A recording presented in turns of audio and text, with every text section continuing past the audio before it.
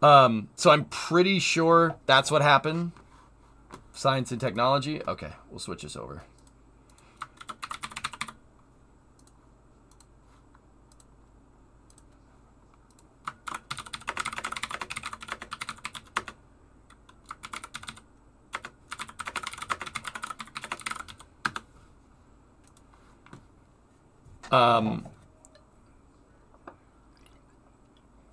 There's no helium in the vehicle, though.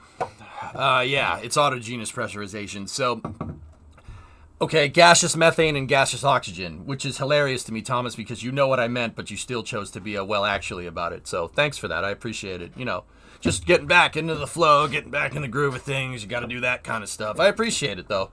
You know, that's real nice. It's a real classy move.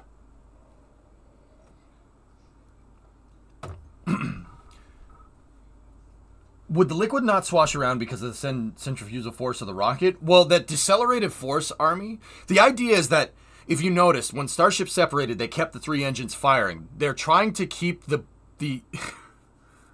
appreciate the consistency.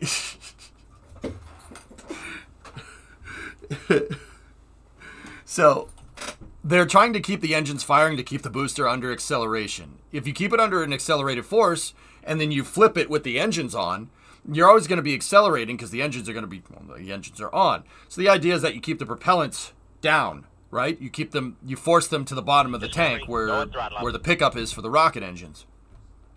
Because Starship fired its engines, and during that brief point of separation, right, equal and opposite forces, right, Starship pushed against the booster, and it caused a slight deceleration. That got the propellants moving forward instead of backwards. That's bad because of pneumatic ingestion on the rocket engines. That's not good for them. They're called liquid fuel rocket engines for a reason. So what SpaceX's Raptor engines do is they take liquid fuel and they turn the liquid fuel and the liquid oxidizer to gas and then blow it up. If you try to put gas in where you should have liquid and it tries to turn gas into gas, the rocket engine will divide by 0 is the right way to say that. So my guess is, and this is something that's been talked about a lot. Scott Manley talked about it. Rocket Guy chat talked about it. I think you guys are right. I'm pretty sure the gaseous ingestion on the rocket engine basically made the rocket engines fart. And when the rocket engine farts, it's not good. It explodes. Or it doesn't turn on. So when the thing flipped out of the way, it only did it with some of the rocket engines on. So the booster went too far out of its imaginary track, and the flight termination system killed it. Now, when it comes to what happened with Starship is a little weird, okay? Do you believe in the moonlight? Absolutely, Master. Duh. Yeah, of course we went. We went 6 times, and it was dope, and we're going to do it again soon. Why haven't we done it since? Money and having our head up our tail. Yeah, that's the next question I always get asked. Because we have our head up. Because you'll have your head up your culo, man. Pokemon, what's going on, buddy? So, now Starship is a little bit different. What I think happened with Starship is, what's the right way to say this? I don't think they got their burn rates right on the booster. Hey, Aragor, what's up? I don't think they got their burn rates right. I think their mixture rate was wrong on the rocket engines. How can I tell? So what feeds this theory? Once again, it's a theory. I'm just guessing. I have no freaking idea. Okay? I'm just a Twitch streamer, okay? Please treat it as such. I think they didn't get the feed rate right. The feed rates right. Now, what does that mean? So when you have a liquid fuel rocket engine, you have liquid fuel and oxidizer. You got to bring the oxidizer with you in liquid form because it's easier to move oxygen as a liquid, and you got to bring it with you because there's no oxygen up there. All right, I've seen Event Horizon. Okay, it's real. So it looks like they didn't get the feed rates right. Now, what could cause that problem? I don't know. I have no idea. It could be 1,000 different freaking things, dude. Every failure is a lesson. It's only a failure if you didn't learn something. So Nice, Pythos. So, if they didn't get their feed rates right, that means they would have ran out of oxidizer or fuel. You got to deliver them in the right quantities, all right? For combustion, you need an equal amount of oxidizer and an equal amount of liquid fuel to create the most efficient explosion. Basically, you're going to make the explosion that blows up all of the fuel and uses all the oxidizer. That's called a stoichiometric ratio, right? Everything that combusts something, a car engine, a jet engine, a rocket engine, anything that combusts anything, has an ideal air-to-fuel ratio or oxidizer-to-fuel ratio. On a modern car, you have a computer with basically a glorified pitot sensor in the intake, figuring out how much air it's delivering, and the computer will take that reading and deliver the right amount of fuel for the right amount of air going in. On a modern car, all you do is regulate how much air is going in, the computer does the rest. So on a rocket engine, they might have something like that, but it's probably not something exactly like that. A couple of reasons. One, rocket engines, especially Raptor, usually run really fuel rich. They deliver way more fuel than they do oxidizer. Now, why do you do that? Well, long story short, blowing stuff up makes a lot of heat. And now, the rocket does use that heat to its advantage by forcing it through a throat and shooting it out the back. That's how it rockets. That's kind of need that to go up, right? But the other thing is that they generate way more heat in the gases that are inside it. The gases that do absorb the heat can't absorb all of the heat. So what a lot of rocket engines do is they deliver way more fuel than they do oxidizers. So some of that unburnt fuel absorbs all the heat, and that gets shot out the bottom. You're trading efficiency here because you're shooting unburnt fuel out the bottom, right? Which is it's not that big of a deal. It's just, right? In terms of like pollution, that's not that big of a problem. I get asked that a lot. It's not a big deal. It's a drop in the bucket, right? So you run fuel rich, and that keeps your engine working at the behest of efficiency, or you try to make it as efficient as possible, and it melts. Rockets tend to do that one over here, not that one, right? So if they didn't get the feed rates right, Starship clearly cut its engines off. It went into main engine cutoff, right? So MECO for short. It got to that point in its ascent, and then it blew up, from what I can tell. So that tells me that they didn't get their feeds right. So when the computer went to shut the thing off at main engine cutoff, the computer said, okay, it's been 8 minutes and 30 seconds. I was programmed to shut the engines off now. Shut the engines off. How fast did we go? Oh, we're not going fast enough. We're not going fast enough. We're going to crash into something. We're going to crash into something that's not where we wanted to crash. What do we do about this? Blow it up. Okay. So the computer checked. It checked against itself. It checked for orbital velocity compared to where it's at and realized that it would tumble on what's called an off-nominal trajectory and probably deleted itself. If I had to guess. It's just a guess, though. Either that or they had some really bad feed problems and the rocket engines blew up and the whole thing exploded. Because I did see the footage of the front half of Starship falling down. The back end clearly exploded. But that's most likely due to the flight termination system. Can't get 92-month resub, 7.66666666667 years. Right on, man. What's going on? 92 months. So that's what I think. That's what I think went wrong. I don't know exactly for sure. The other thing is that the parameters just could have been a little too conservative. You know, the booster, if the booster goes out of its track, you blow it up. Don't take any chances. Have very, very stringent testing circumstances. So on other flights, right, it might be okay. Right, you know, because you understand. But the second the booster starts doing something that you don't understand, especially on an early test flight, blow it up. Don't even take the chance of it landing somewhere where people are. Not worth it. Not worth it.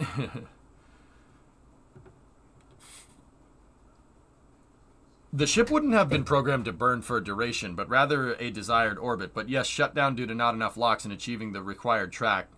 blow it up. Yeah, I guess correlating it to timing isn't exactly the right thing because of inertial guidance, for sure. Yeah, exactly, Rocket Guy. Basically, I think it's I think it's the prop feed. Either they were running too fuel rich or they were running too oxidized or lean. It's one or the other, dude.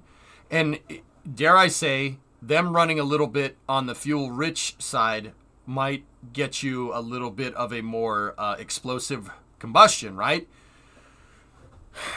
You know, running fuel rich will always make more power. Running oxidizer rich will be more efficient, right?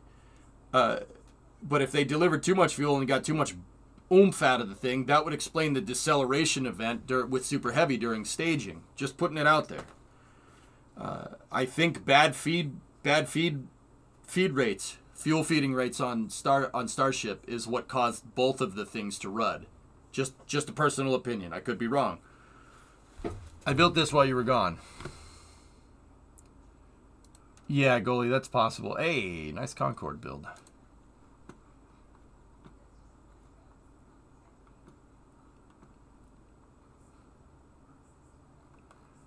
I think the AFTS was triggered. Aqualux, yeah. On Starship. Either that or it had a bad feed problem and a line exploded and they saw, you know, Starship saw loss of thrust and bye-bye, deleted itself. Yeah. It's one or the other, dudes. There's only so many things that can go wrong with this. My comment was about the booster. Oh.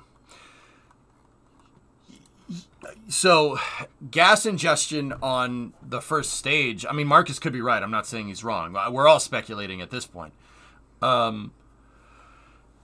Pneumatic ingestion on the rocket engine can lead to a hard start scenario, and that can cause explosions. See SN11.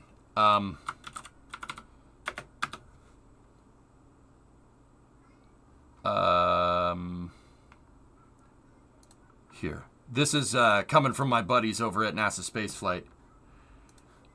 You're not going to be able to really see this so much, but you're going to be able to hear it. So just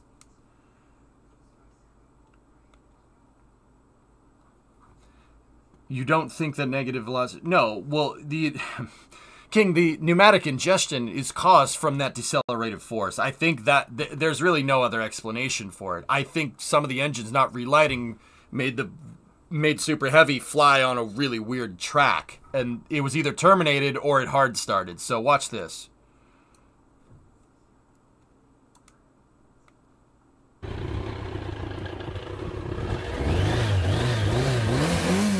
What the hell? Where did that come from? You know, as much as I wanted that to be the Starship noise, that's actually Tessa's bike starting. That tab's on another computer. Why did it start it? I mean, that was a cool noise. Like, I'm not going to lie to you. That's a cool noise. But also, I need the rocket engine noise. So give me... All right, let's try this again with rocket engines this time. I mean, I didn't even click on that video. Why is that... You know, Tessa, get your bike out of here. Sounded like a weed eater. Yeah, one of my mods likes bikes. I don't know. It's not for me. They sound like weed whackers, right? It's not for me. I like cars. All right. Do we have sound here? How did it start another video? You guys saw the mouse cursor right here. I mean, I'll take weed eater. That's fine. Alternatively, put a rocket motor on the bike. Yeah, that will make it go faster.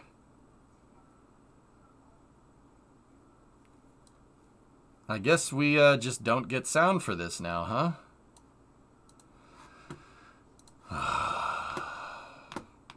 Windows. Hey, I see you're trying to play sounds. You care for me to change your settings? No, not really.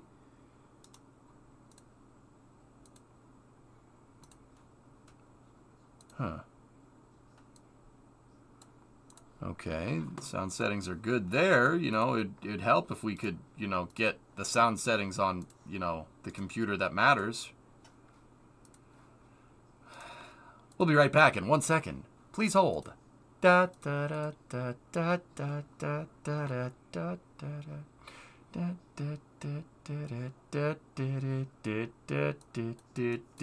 da.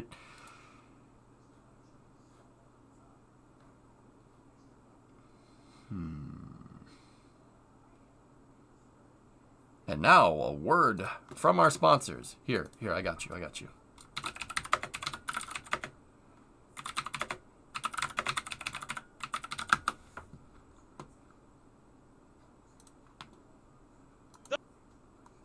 Here we go. Yeah, here. For your listening pleasure. The store leading the fight against communism is having a blowout sale. Ammunition has a wide array of peacemakers. Come by Ammunition on Militia Mondays, exercise your Second Amendment rights, and get 10% off all armor-piercing bullets. We're the only gun store that lets you try it before you buy it. Need anti-tank missiles? We've got them. Flamethrowers? Oh, yeah. No credit? No problem. No money down. 90 days, same as cash. Shoot now, pay later. During the 10-minute waiting period, fire off a few rounds at the Ammunition gun range, featuring faces of famous commie pinkos. Come by Ammunition and register to win an anti-aircraft gun actually used when we whooped Australia's ass. This weekend is the Ammunition Film Festival with free screenings of the documentary Red Dawn. Ammunition, protecting your rights. Good commercial?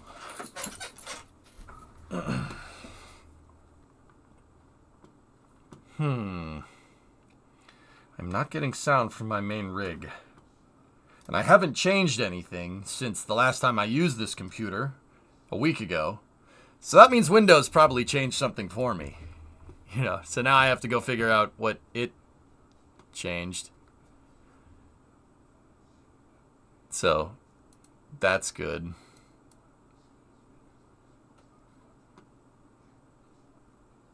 Florida trip audio. Sorry about that, fellas. Yeah, this is not doing... No, the system sounds actually, believe it or not, are not back on. System sounds are muted across the board. The microphone's working, but nothing else is. I'm not picking up audio from the main monitors, so it's got to be the Pro Capture card, right? But listen. Listen. Fly. Okay. We get anything? Yeah, Hyper. That's probably what happened.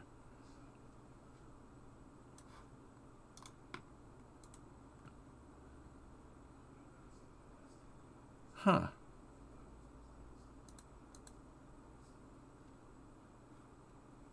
Pro Capture isn't picking up any sound here.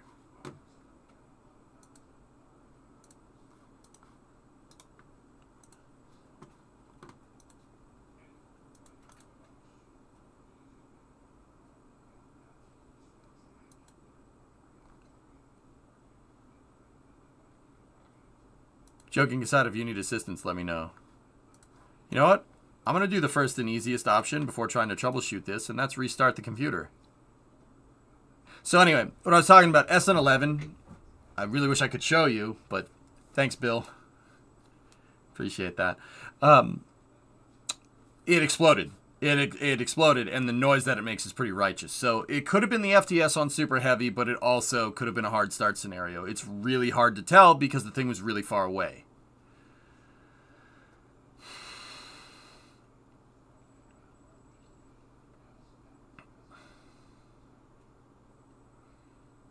Yeah, it's picking up all the audio on my main computer, but it's not picking up through the capture card, which is a little concerning. That's a little bit concerning. Just a smidge. Because, you know, when we go to play cities later, that's... Here. Sound test? Nothing.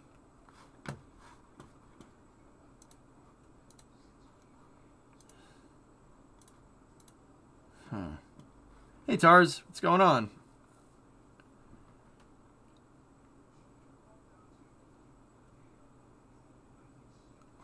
Discovery, go at throttle up.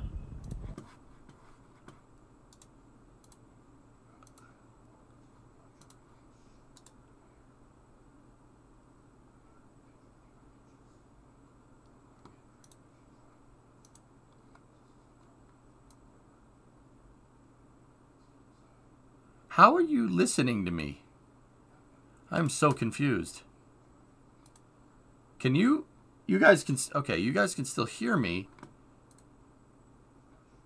And, okay, the capture card is picking up sound now. What the frick happened here? I don't understand. That should be working. It's picking up capture now.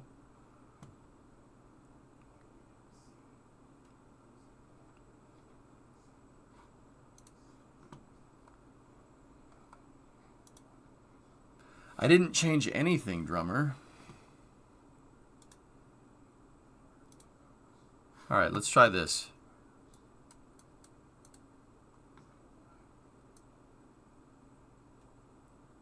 Test. You can still hear me.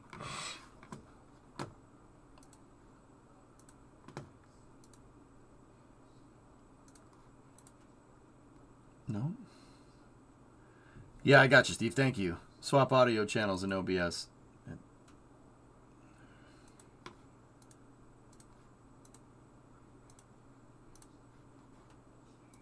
No. No. No. No. No. It must be, Bart. Okay, ammunition, does that still work? The store leading the fight. Okay, that still works. All right, now let's go over here.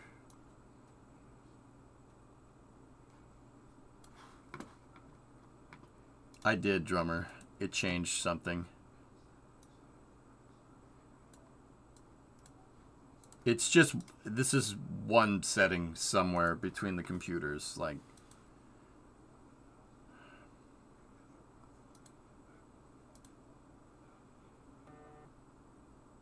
Buzz. Huh.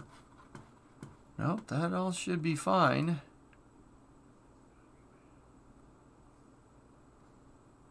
Huh. That's weird.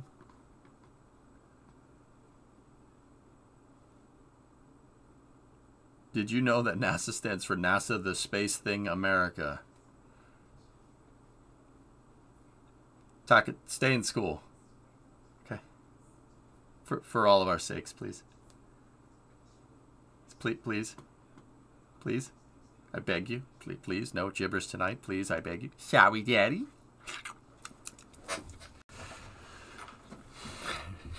Billy, please, no gibberish tonight. Please, I beg you. I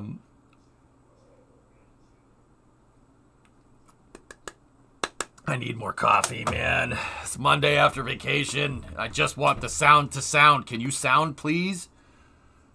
I might need to restart OBS. I might need to restart OBS.